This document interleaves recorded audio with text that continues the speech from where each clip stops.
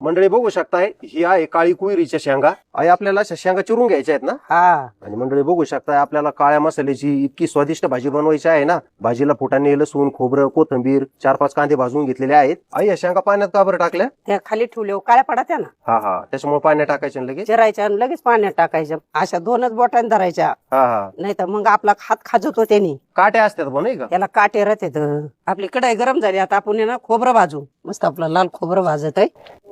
मंडळी फुटाण्याचा लय सुगंध आला बरं का. फुटाणे चांगले भाजून घ्यायचे आपल्याला. काढून घेऊ आता. कांदा मस्त भाजलाय या. हो, मंडळी या शेंगा धुतल्यामुळे याचे गुणधर्म काही कमी होत नाही बरं का. लय डेंजर शेंगा आहेत ह्या. निब्बर निब्बर शेंगा राहत्या, शिजून घ्यावा लागत त्या. आई या शेंगात लय मोठं निब्बर बी असताय ना. हा, निब्बर शेंगा असल्या का निब्बर बी राहत. थोडं मीठ टाकायचंय, म्हणजे आपल्या पटकन शिजत्यात त्या. शिजायला आपण पाणी टाकून घेऊ. एवढंच पाणी टाकायचंय, पाणी आटून गेलं पाहिजे ना. शिजत एवढ्या पाण्यात त्या. आणि वरतून झाकण नाही मांडायचं. वरतून झाकण मांडलं का काळ्या पडात्या त्या. आपल्या शेंगा मस्त अशा खळखळ उकळत आहे इकडं. फुटाणे बारीक केले नाही. हा त्याच्यानंतर हे सगळं एकत्र कुटायचं बारीक. हा, आता आपण पहिलं खोबरं ते कुटी त्या. काय बारीक मसाला झाला. मग असाच मसाला कुटून घ्यायचा. आता फुटाणे कुटून घेतले, खोबरं लसूण कुटून घेतलं. आता कांदा आणि 2-4 मिरच्या ते बारीक करून घेते. खलबत्त्यामध्ये लगेच चव येते ना. हा, उखळामध्ये, खलबत्त्यामध्ये, पाट्यावर याची चव भारी राहते. आम्हाला पाट्यावर उठ्याशिवाय काही नव्हतं, उखळाशिवाय. हे पाणी भाजी टाकायचं ना. हा, मसाला कुटलेला. आई आपला मसाला बारीक होऊस तर भाजी शिजली भाजी बरं का. शिजली, शेंगा शिजल्या आपल्या. आणि पाणी आटून गेलं, थोडस पाणी बाकी आहे.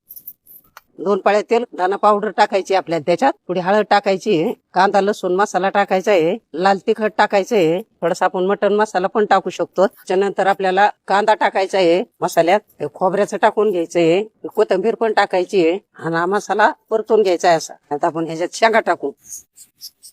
तेल सुटून एवढंच पाणी टाकायचं. तेल सुटून एवढंच पाणी टाकायचं. आपल्याला सुकी भाजी बनवायची आहे ना. पण आई लय छान लागते बरं की भाजी खायला. भाजी आहे ना, खाऊन पाहिजे, मग सांगायचं मला कशी लागते.